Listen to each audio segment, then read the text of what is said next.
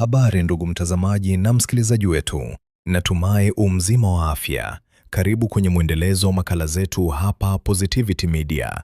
Leo tumekuletea makala kuhusu ukweli wa makabilia yanayokula nyama za watu. Ungana nami mwanzo hadi mwisho wa makala hii. Makabila yanayokula nyama za watu, historia, sababu na ukweli wa jambo hili.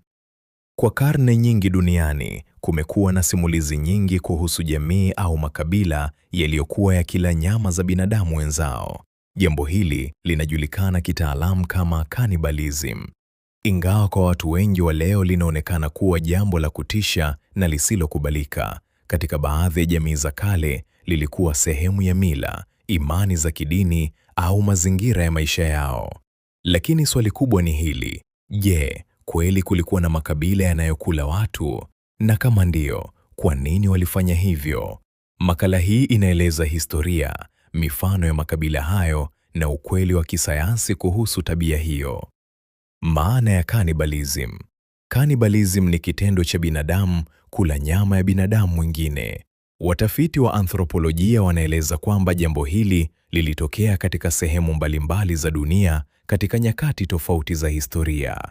Hata hivyo, mara nyingi halikuwa kwa sababu ya njaa pekee, bali lilihusishwa na imani za kidini au kiroho, mila za mazishi, vita na kulipiza kisasi, adhabu kwa maadui na hali kali ya njaa. Makabila yanayojulikana kufanya cannibalism: moja, kabila la Fore, Papua New Guinea. Moja ya mifano inayojulikana zaidi ni kabila la Fore kutoka nchini Papua New Guinea. Katika utamaduni wao wa zamani, walikuwa na desturi ya kula miili ya ndugu zao waliokufa kama sehemu ya sherehe za mazishi. Waliamini kwamba kufanya hivyo kulikuwa njia ya kumheshimu marehemu na kuhifadhi roho yake ndani ya familia. Lakini desturi hiyo ilisababisha ugonjwa hatari ulioitwa kuru, ambao uliathiri ubongo na kusababisha kifo. Ugonjwa huo ulienea sana kwa wanawake na watoto waliokuwa wakila ubongo wa marehemu.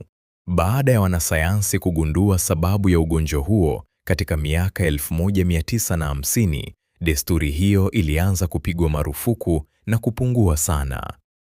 2. Kabila la Korowai, Papua. Kabila lingine linalotajwa mara nyingi ni Korowai, pia kutoka eneo la Papua. Kwa muda mrefu kulikuwa na taarifa kwamba waliwahi kula watu waliotuhumiwa kuwa wachawi. Katika jamii yao ya zamani, mtu aliyedhaniwa kuwa mchawi angeuawa na wakati mwingine mwili wake kuliwa kama adhabu.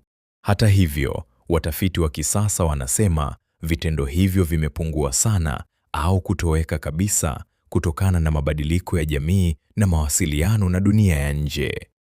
3. Baadhi ya jamii za Amazon. Katika msitu wa Amazon kusini mwa Amerika, baadhi ya makabila ya kale yalifanya cannibalism kama ritual cannibalism.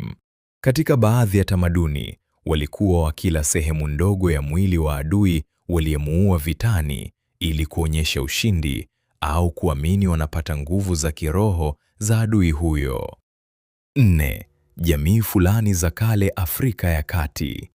Katika historia ya baadhi ya maeneo ya Afrika ya Kati, kuna taarifa za jamii ambazo zilifanya cannibalism, hasa wakati wa vita au kama sehemu ya ibada za kidini. Hata hivyo, watafiti wengi wanaonya kwamba baadhi ya taarifa hizi zilitumiwa au kupotoshwa wakati wa ukoloni ili kuhalalisha unyonyaji na utumwa dhidi ya Waafrika. Kwa hiyo baadhi ya simulizi hizo zinahitaji kuchunguzwa kwa makini. Sababu kuu zilizofanya jamii kufanya cannibalism. 1. Mila za mazishi. Katika baadhi ya jamii, kula mwili wa marehemu kuliaminika kuwa njia ya kumhifadhi marehemu ndani ya jamii, kuzuia mwili kuharibika ardhini, kurithisha nguvu za roho ya marehemu. 2. Imani za kiroho. Baadhi ya watu waliamini kwamba kula sehemu ya mwili wa mtu kungeweza kutoa nguvu za kiroho, kuleta bahati, kuwapa nguvu za adui. 3. Vita na ushindi. Katika jamii fulani za kale, kula adui aliyeshindwa vitani kulichukuliwa kama ishara ya ushindi, njia ya kumdhalilisha adui, njia ya kuonyesha. Nguvu 4, njaa kali. Katika hali za dharura kama njaa kali, majanga makubwa, vita, watu wengine waliwahi kula miili ya watu waliokufa ili kuishi. Hii imewahi kutokea hata katika jamii za kisasa wakati wa majanga makubwa. Ukweli muhimu kuhusu cannibalism leo. Ni muhimu kuelewa mambo haya. Jamii nyingi duniani hazijawahi kufanya cannibalism. Desturi hiyo imepungua sana au kutoweka kabisa katika dunia ya kisasa. Sheria na maadili ya jamii za leo zinakataza kabisa vitendo hivyo. Baadhi ya hadithi kuhusu makabila yanayokula watu ziliongezwa chumvi au kupotoshwa na wageni au wakoloni.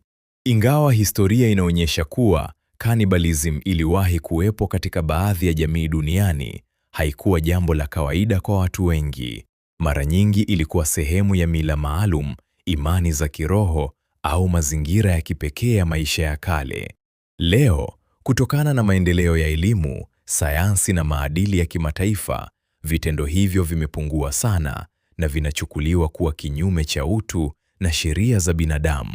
Kwa hiyo, hadithi za makabila yanayokula watu zinapaswa kuchunguzwa kwa makini ili kutofautisha kati ya ukweli wa kihistoria na simulizi zilizotiwa chumvi. Asante, tukutane video ijayo.